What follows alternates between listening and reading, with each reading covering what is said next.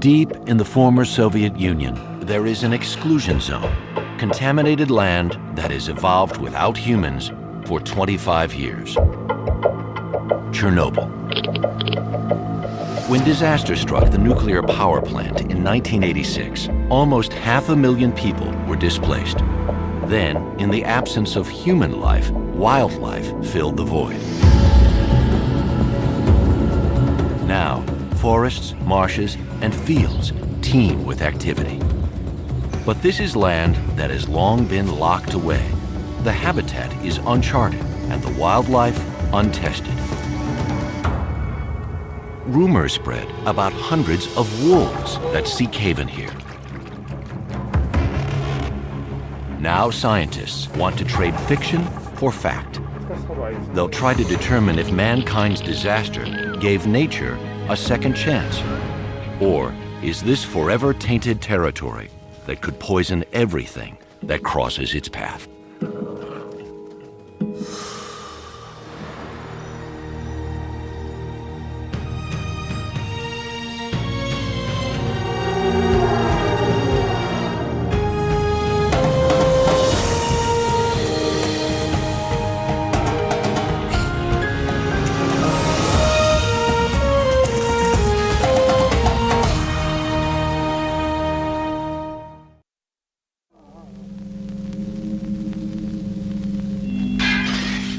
April 26, 1986. Meltdown at Block 4 of the Chernobyl nuclear power plant in the southwest of the Soviet Union.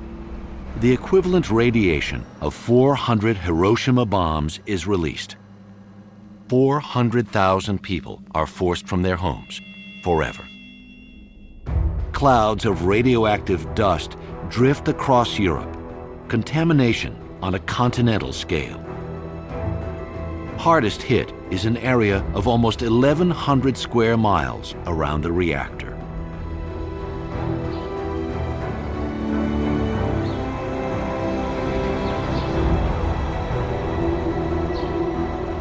This land is declared unfit for human habitation, an exclusion zone that can only be entered by special permission through one of several checkpoints. Visitors, including scientists and camera crews, are given daily and overall time limits and must be accompanied by official guides.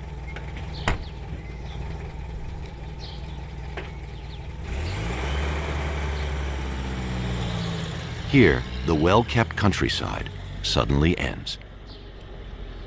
When the Soviet Union broke up, the zone was split in two between the new nations of Belarus and Ukraine. The new border is strictly maintained, even within the zone.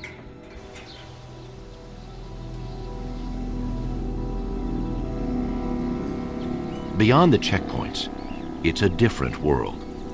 A world without humans.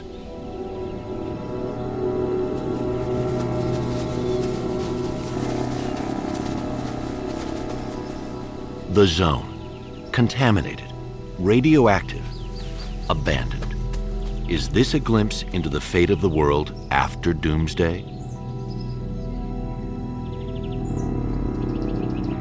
When humans fled, wildlife stayed behind. How are the survivors and the newcomers coping with the invisible blight on this land?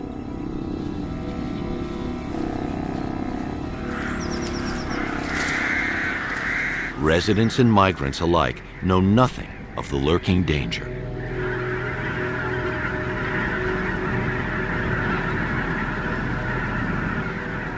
The fallout from the nuclear accident has seeped into the soil. From the soil, radioactive particles are absorbed by plants. They've accumulated in the trees and have become concentrated in the organs and bones of animals. Yet strangely, the ill-fated reactor has not created a desert, but a lush wilderness. It's even invited in the very symbol of the wild, the gray wolf.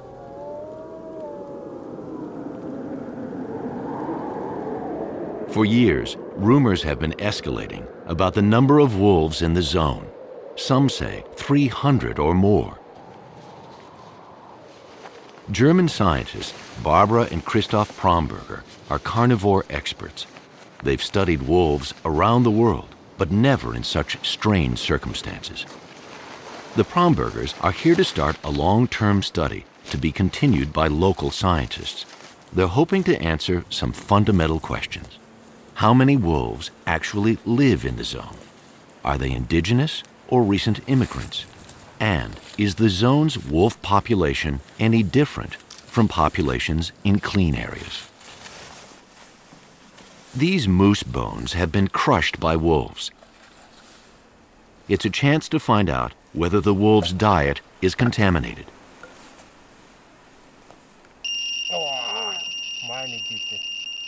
The radiation is 50 times normal.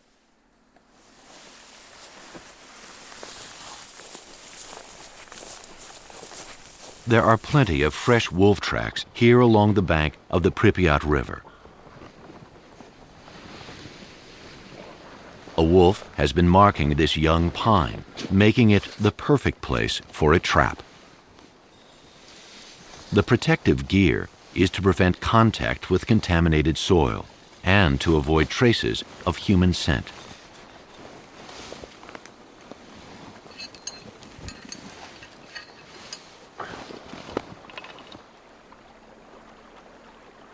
Barbara and Christoph hope to radio collar several wolves to study their movements. They bait the trap with wolf urine.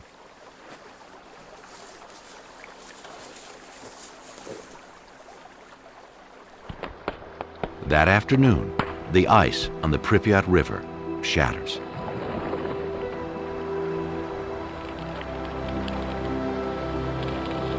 The milling ice eats away at the banks and takes along contaminated sand.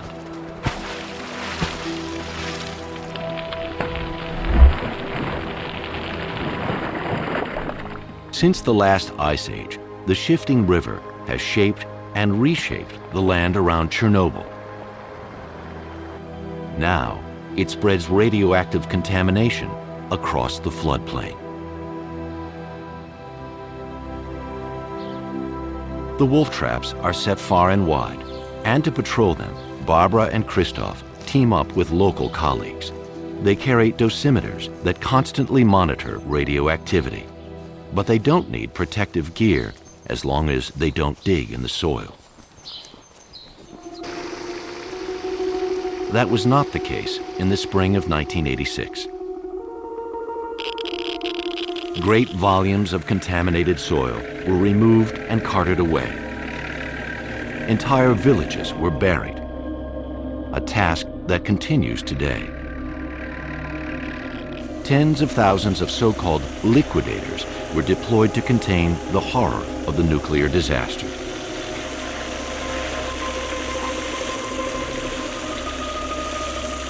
Eventually, the number of emergency workers surpassed 600,000. Some 150 village communities were relocated. The people were mostly rural workers on collective farms, farms that are now abandoned.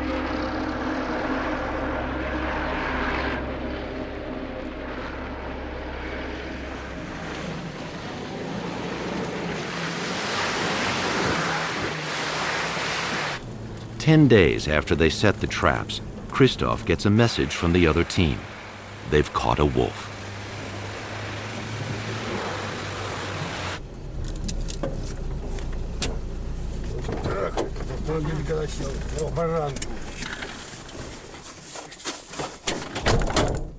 The state of the wolf population says a lot about an entire ecosystem. As the top predators here, wolves are an indicator of the radioactivity across all of Chernobyl.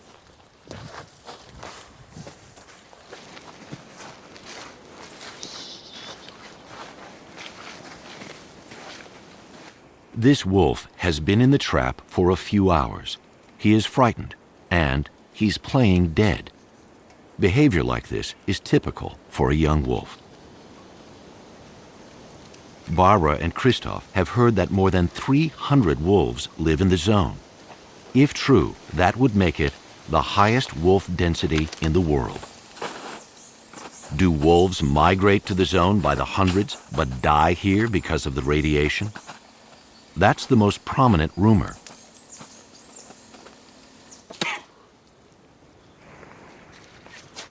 Or is the opposite true? Were all these wolves born here because there were no humans to hunt their parents and their prey?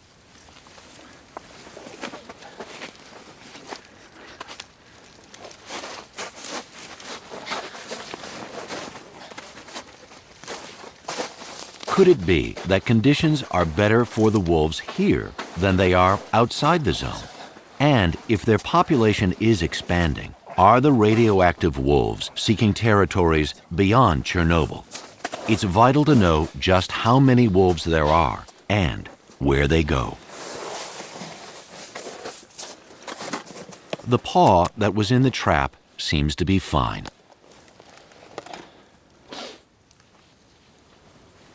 A radio collar will enable the team to keep track of its movements.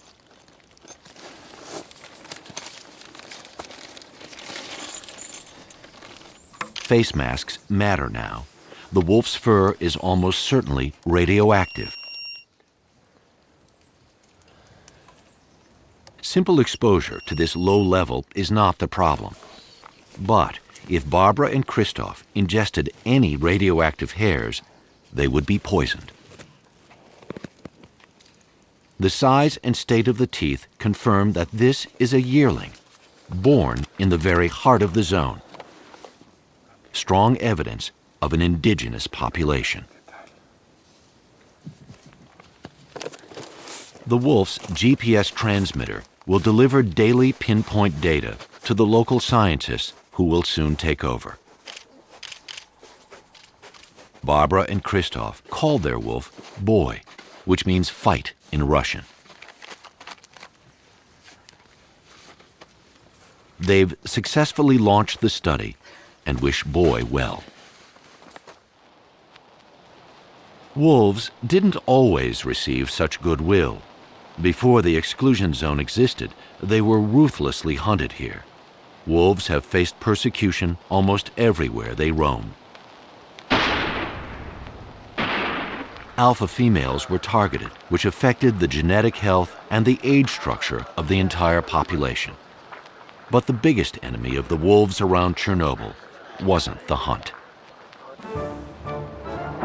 It was the all-out assault on the wilderness back in the 1920s. The deforestation and drainage of the Pripyat marshes was a gigantic national effort, accompanied by heroic propaganda. Canals were built, thousands of miles of them. Tens of thousands of settlers came to work on the new collective farms. Land improvement, as it was called, was all about increasing food production for the Soviet people. From the 1920s until the nuclear disaster in 1986, this land was anything but a wilderness. It was a vital part of the Soviet Union's breadbasket.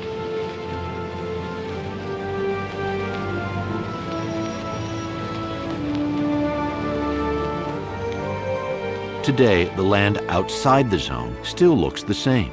Drainage canals and wheat fields stretching to the horizon. But what became of the canals and wheat fields inside the zone? Forests and fields have been flooded, thanks to the return of beavers. Beavers are native to Belarus, but they were an obstacle to farming, and so were persecuted like the wolves. With this stretch of the Pripyat now free of people, it didn't take long for beavers to reappear.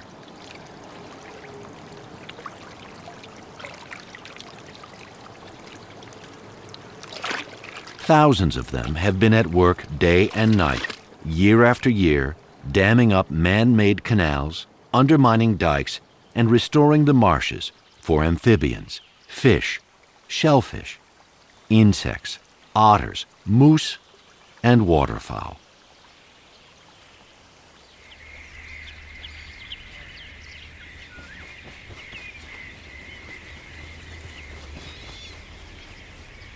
The notorious Pripyat marshes were once so vast they stopped the army of Genghis Khan. Now the swamps are back, thanks to a nuclear reactor and Europe's biggest rodent.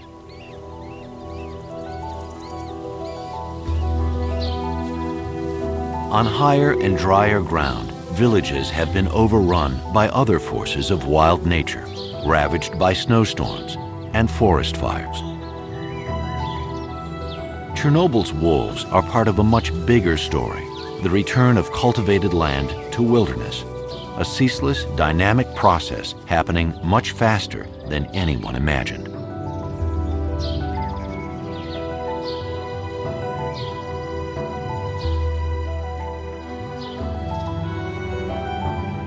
Here, aging fruit trees collapse onto roofs. Remnant orchards are harvested by wild boar, bears, and badgers. Ruins drown in waves of green. Garden flowers, once tended with care, are left to run wild.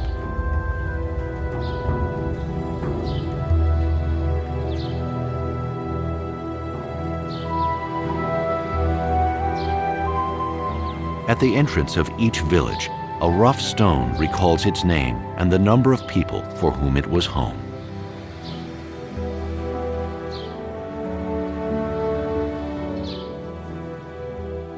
Two months have passed since Barbara and Christoph left the zone.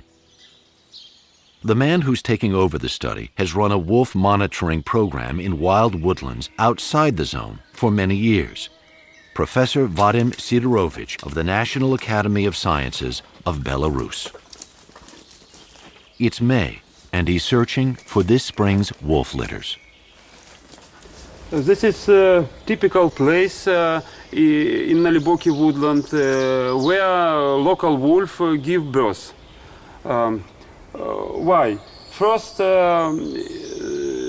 this place is hardly accessible for people because even hard to move here. Second, it's well sheltered habitat. It's easy for pups to escape, to hide under these uprooted trees. And third, there is enough water because a stream nearby, so even in summer drought, there is water for pups to drink. Anyone with less field experience and local knowledge than Vadim would never find a wolf den in this jungle.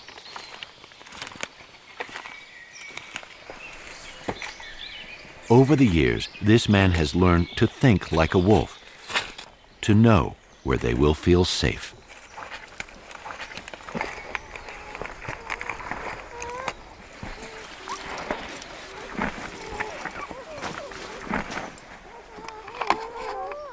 These pups are just a few hours old. Vadim will only stay for 20 minutes so the wolf mother is not kept away for too long. He counts the number of pups in the litter. He notes the sex of each pup and checks its health.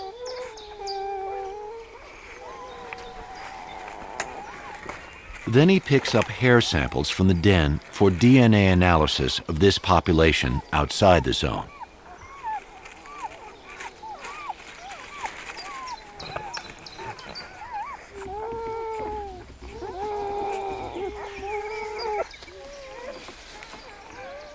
And plucks a few hairs from the pups as well.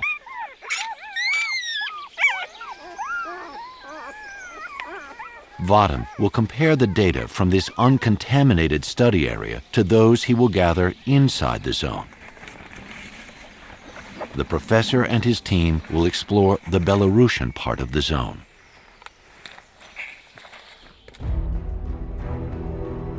When the Soviet Union collapsed in 1991, the republics of Belarus and Ukraine declared independence, separating scientists working on either side of the border. The Ukrainian part of the zone extends into the inland delta, linking the rivers Pripyat and Dnieper.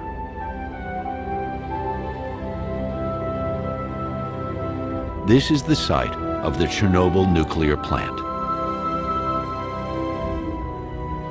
In the very shadow of the reactor, Ukrainian wolf expert Marina Shkviria has begun her own investigation of the wolves. Это волки, молодые волки, которые держатся на этом берегу. There's a pack regularly patrolling the riverbank, she says. Мы начали работать с зимы прошлого года. Just opposite, the city of Pripyat lies hidden. Напротив, если посмотрим через реку. In a first survey, Marina explains, just looking at tracks in suitably dry weather, she's been able to create a map of the wolf territories in the Ukrainian part of the zone. She has discovered that there is no area of the zone where they are not found. Marina says this has always been a perfect habitat for the wolves. The years of cultivation in the Soviet era were simply a temporary inconvenience. She'll use the scat for dietary and genetic analysis in the lab.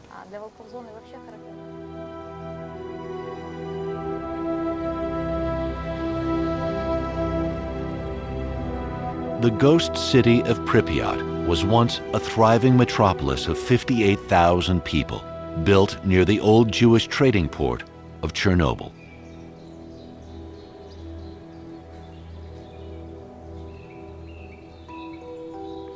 It must have been a pleasant place to live by any standard, a model Soviet city.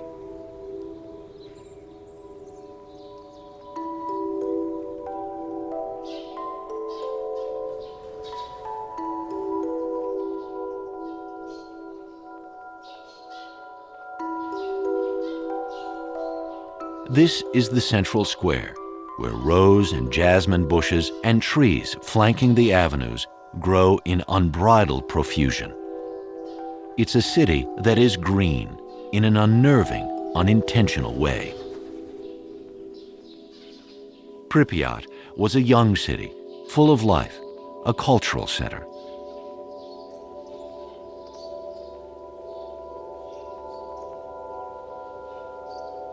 Well-educated and privileged engineers and scientists from the nuclear plant, research labs, and military installations raised their families here.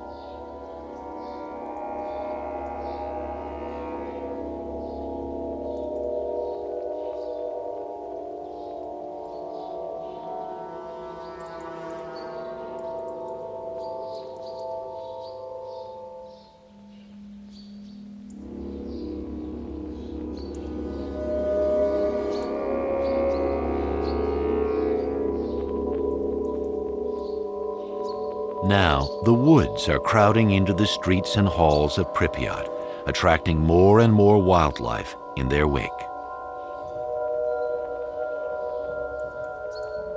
On the Belarusian side of the zone, Professor Sidorovich is examining wolf skeletons. З лівого боку чашки, з правого боку чашки. Для цього ліпше за все поглядіти і тестувати асиметрію. With his researcher, Grigory Ivanovich, the professor compares skeletons from inside and outside the zone to detect possible defects from radiation. Гематичні частки. Коли є, значить, є вплив ніякого моцного. But the actual field research still has to wait until winter, when they can spot wolf tracks in the snow.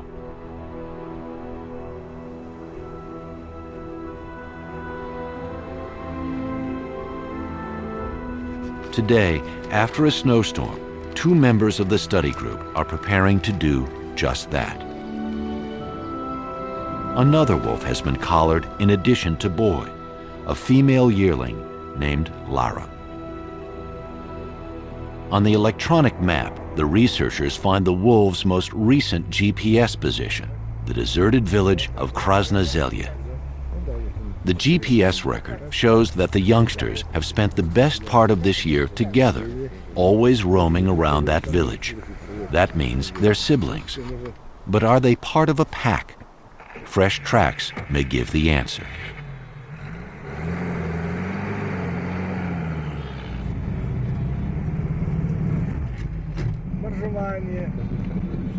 In the zone, only a few miles of road are being cleared of snow for police and ranger patrols.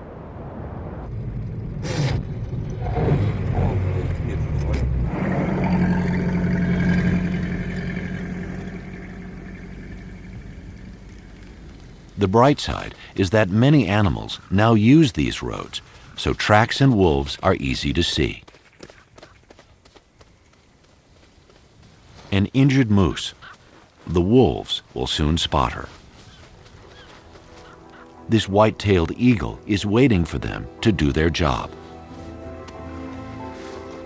Wolf kills help eagles through the winter when the lakes are frozen and they can't fish.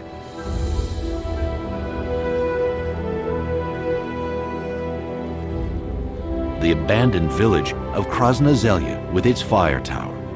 If Boy and Lara are part of a pack, this could be their headquarters. Tracks in the snow confirm this is the base of a big pack.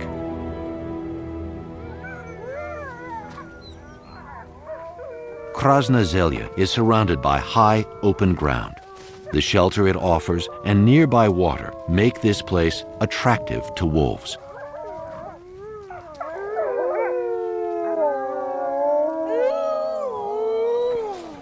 The researchers count 10 individuals, but there's no sign of Boy and Lara.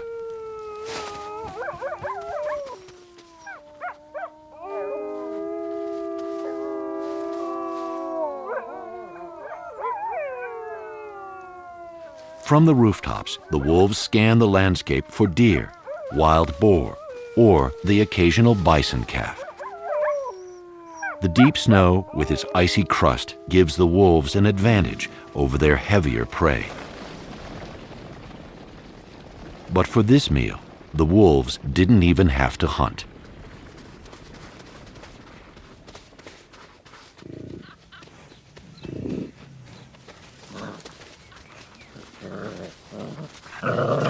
The calf has succumbed to the Russian winter.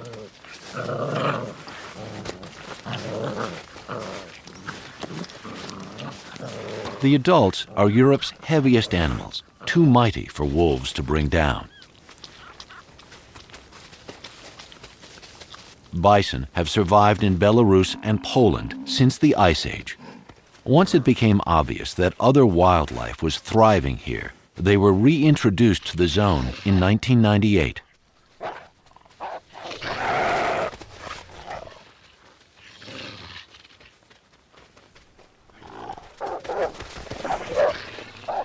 Eventually, the herd chases the wolves away from the carcass and returns to mourn their loss.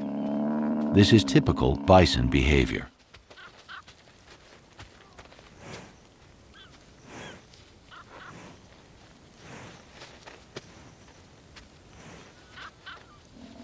The three herds in the Belarusian part of the zone are gradually growing. To Belarusians, the bison is the ancient icon of the wild woods.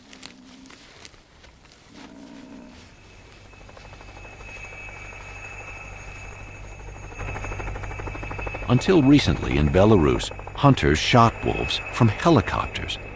This is now banned. Vadim's colleague, Grigory Ivanovich of the wolf research team, is a zone ranger. He used to hunt wolves himself, but now flies over the zone spreading vaccination baits for wolves, foxes, and raccoon dogs to protect them against rabies.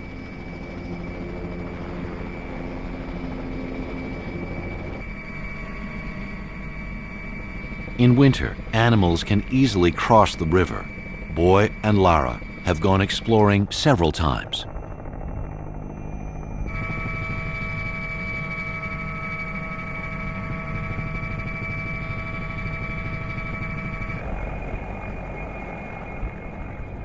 This abandoned factory attracts wildlife because it offers shelter in harsh weather.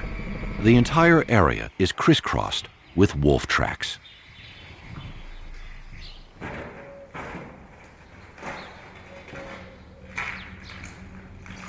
These buildings have been radiation-free sanctuaries inside the zone. The fallout from the accident came down with the rain and ran off the roofs into the surrounding soil. But now, the roofs and rusting machinery are weakened by every heavy snowfall, making them far more hazardous than the radioactivity around them.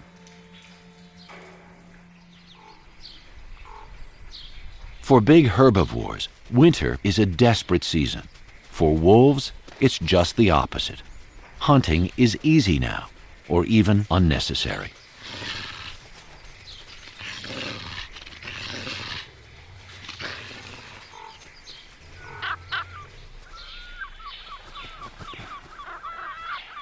A number of species profit from meals brought down by wolves.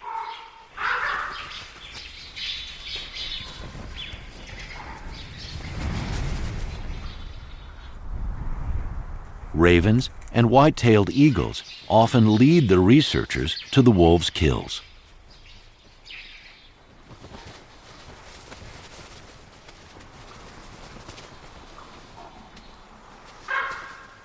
Right now, in the depths of winter, the eagles may act like scavengers, but they're really top predators, just like the wolves.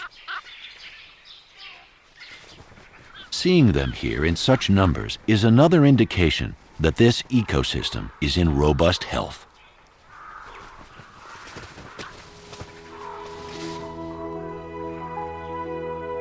In continental climates, spring starts almost overnight.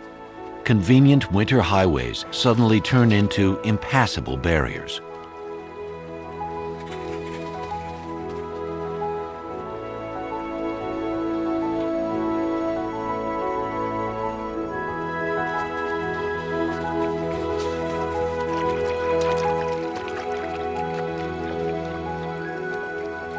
Eagles usually nest in big old trees, but the zone offers something even better. The zone's fire towers are manned only in the tinder-dry summer months. Eagles need them in the spring, so a timeshare is easy to arrange. Now, the months of picking at frozen carrion are past. Rivers, oxbows, and lakes are freed again. It's fishing time.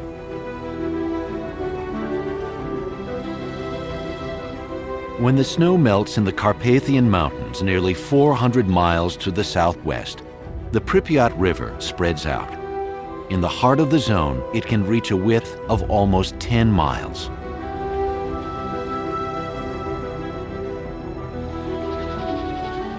The water level rises by 25 feet. With dikes and canals all but destroyed, the Pripyat floods the abandoned fields and villages, accelerating the land's return to wilderness.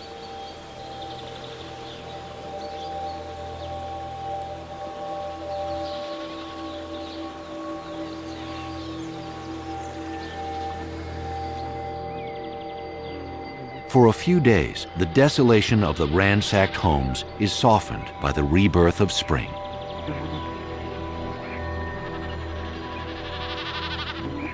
Blossoming orchards are a legacy of Chernobyl's happier days. The fruit trees are a sweet temptation for wildlife. In the autumn, many animals will come for a treat.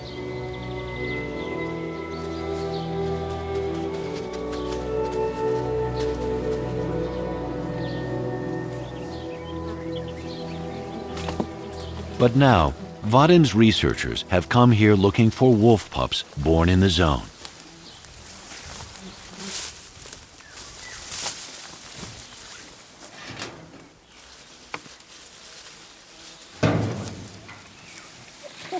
These pups are about 3 weeks old. Their crib is an old potato cellar. Самочка. Самец. Самочка.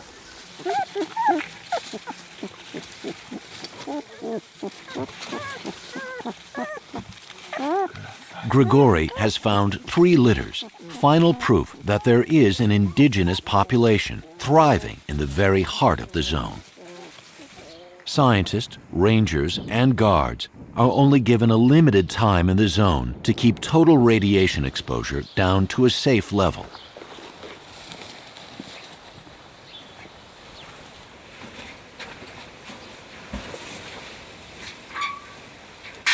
By contrast, this man cares for animals that are exposed to radioactivity for an extended time.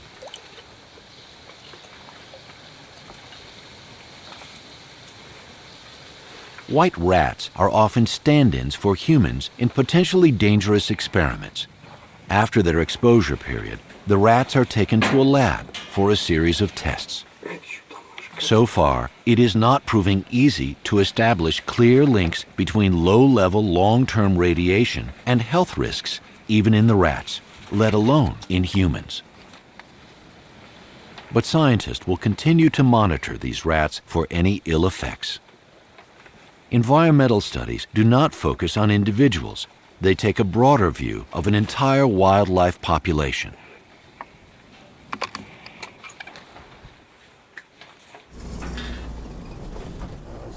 One important study of the effects of a radioactive environment on wildlife is being conducted in a highly contaminated area close to the reactor.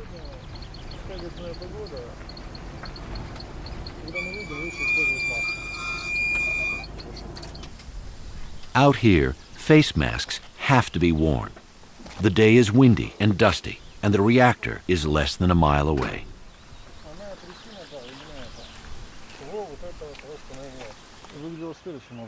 The wind direction at the time of the explosion and the fire is clearly marked on the fallout map. This is the site of the infamous red forest that in the months after the disaster turned rusty red. Today, though it is far from clean, the forest is green again. A 6-year study of dormice living in this contaminated area is also showing evidence of nature's resilience. 4 to 6% of every new generation living here shows slight abnormalities, twice the rate of clean areas. For humans, this raised level of risk is unacceptable. But for dormice, though some individuals are affected, the overall population remains healthy.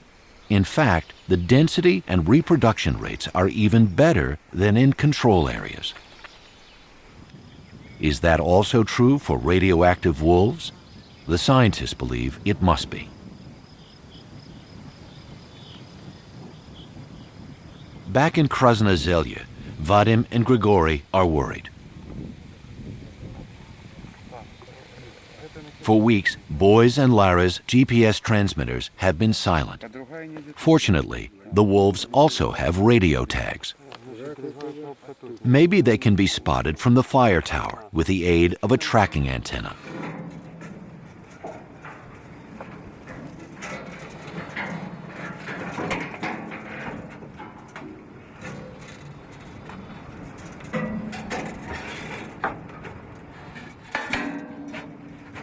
But the landscape is almost deserted. No sign of Boy or Lara. They just get a brief glimpse of an unidentified wolf in the distance.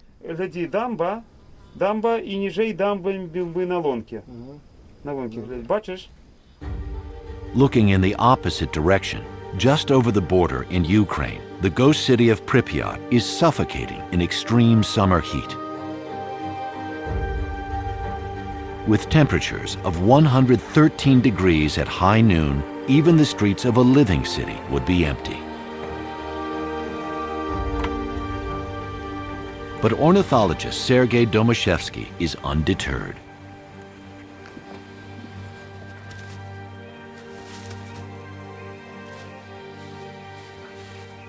This raptor specialist is monitoring several broods of peregrine falcons around the city.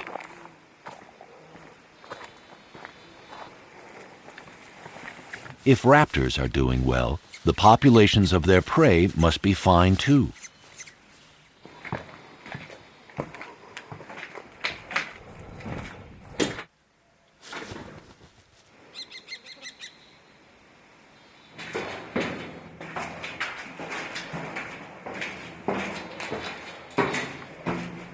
The nesting season is the ideal time for monitoring the strength of a raptor population.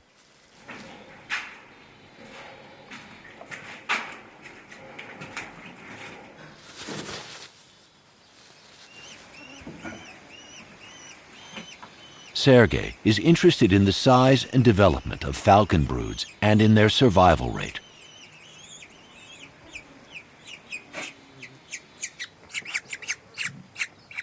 His observation is that in the zone, falcons and eagles have established healthy populations. From many of Pripyat's tower blocks, there's a view of the reactor that abruptly froze the city's history. Chernobyl's man-made cooling pond is highly contaminated. A long, narrow causeway links the shore to a small island. Giant catfish, 8 feet long and more, thrive here. They're too big to be hunted, even by these huge white-tailed eagles. The stunning size of the pond's catfish and carp has nothing to do with radioactivity, but rather with their age. The fish keep growing all their lives. Catfish can live for almost a century. Since the meltdown, these survivors have lived undisturbed in the shadow of the reactor. Out on the small island, in the middle of the pond, white-tailed eagles come to eat their prey. These Amur carp look to have weighed 30 to 40 pounds. The eagles must have dragged them ashore. Their talon marks convey the power of these birds. The researchers want to check how contaminated the fish bones are.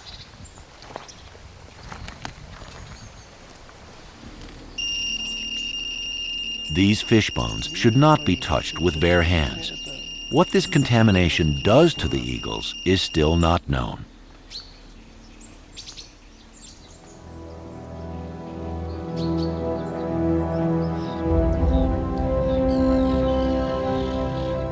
Sunrise over the old Chernobyl river port. The accident left many ships stranded. Only a few hulks remain. From here, the researchers take a trip down the Pripyat through the inland delta to its confluence with the river Dnieper.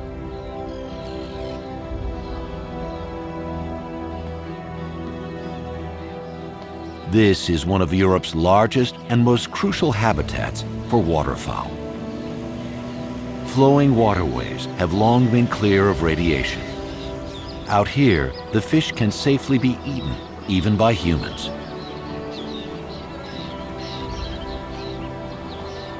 Countless wooded and sandy islands offer ideal breeding places for birds.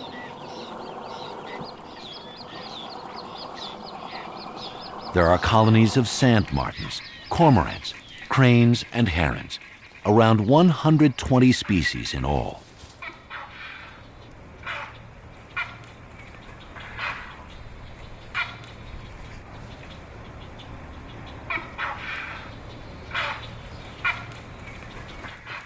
One bird in particular has been attracted to the zone, the black stork, with its marked preference for deserted landscapes without human disturbance. As sacred places, cemeteries harbor the last remnants of Ukraine's primeval oaks, trees big enough to support a stork nest weighing a ton. On one official day each year, friends and relatives come to visit the dead. The rest of the year belongs to the storks.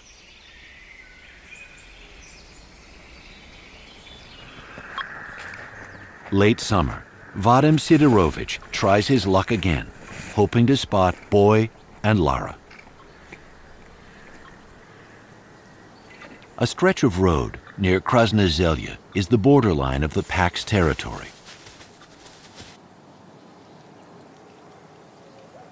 The road is always dotted by fresh scat marks, especially this bridge over an old drainage canal. Vadim has picked up Boy's signal from 2 positions. He must be nearby, somewhere down this road.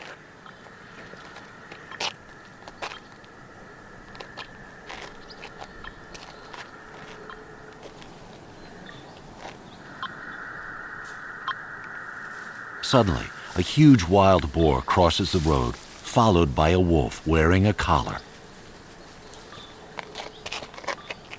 It's Boy.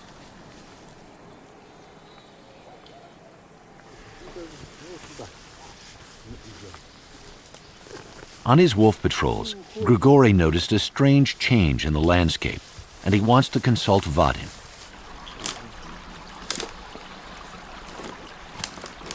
Many beaver dams have decayed and are destroyed. In some areas, the water level is sinking, and Grigory suspects that wolves are involved.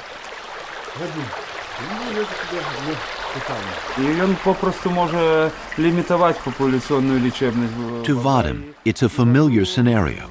The wolves here in the south, he says, are quite a bit smaller than the wolves farther north.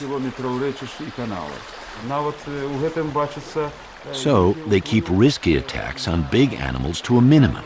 Instead, they target beavers, which are easy to hunt and abundant. In Vadim's control area, beavers account for 60% of the wolves' diet. So wolves are slowing down and even reversing the return of the swamps.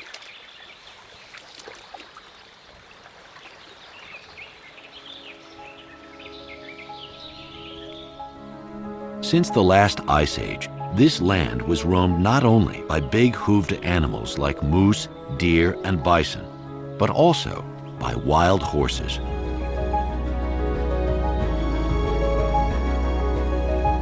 The last genuine wild horse in Ukraine was killed in 1879.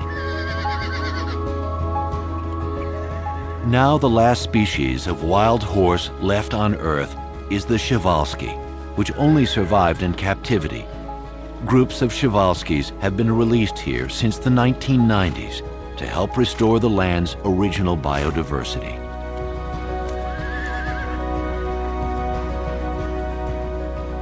At the rate they have been reproducing, there should be about 200 individuals, but Ukrainian poachers have left just 60.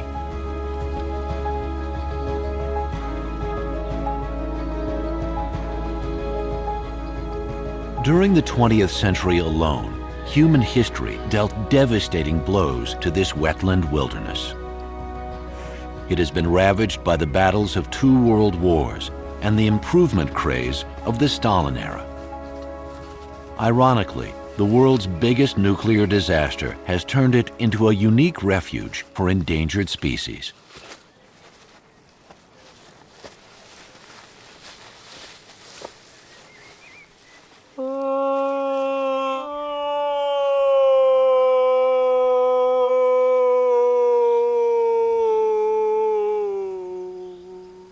Each September, Professor Vadim Sidorovich is out in the field to call the young wolves. It's a way to see each litter and estimate their survival rate.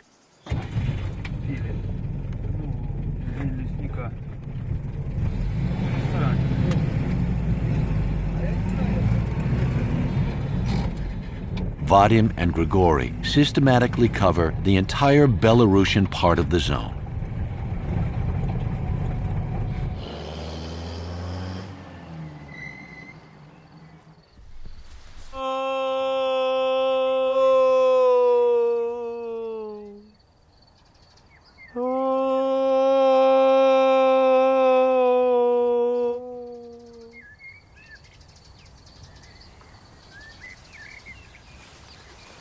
Wolves have been Vadim's life. He has worked and lived with them for decades. He speaks their language.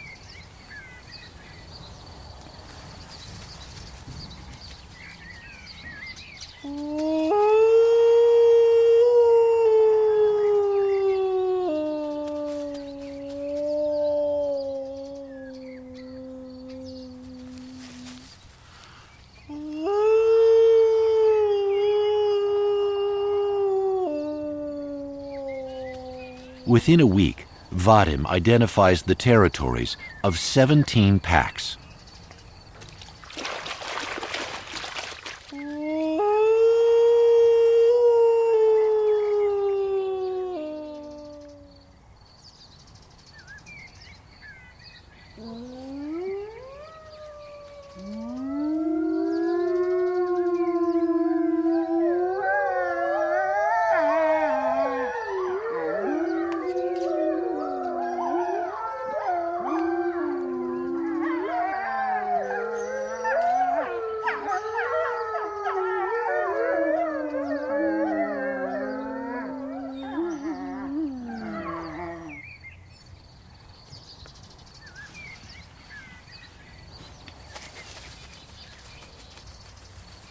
From this information, I mean abundance of wolf track on local road, I could assume that there are not so many wolves as it had been claimed by locals, 300 individuals or more.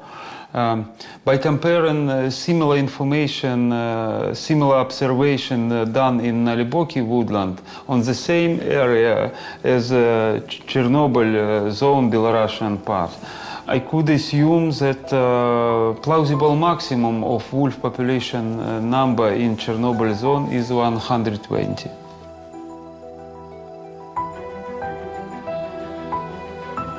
So, 25 years after the Chernobyl accident, the wolf population in the zone appears to be the same as in a clean reference area. No more, no less.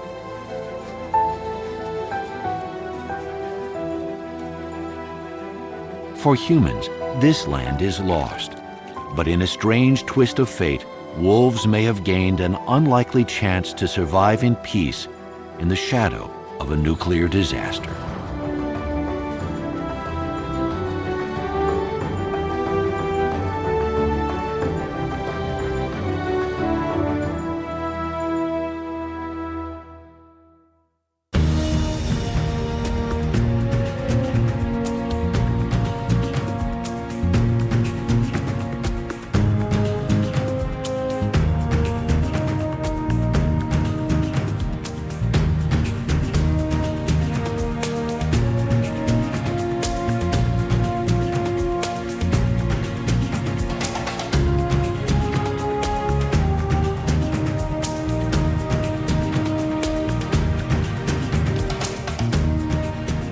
To learn more about what you've seen on this nature program, visit pbs.org.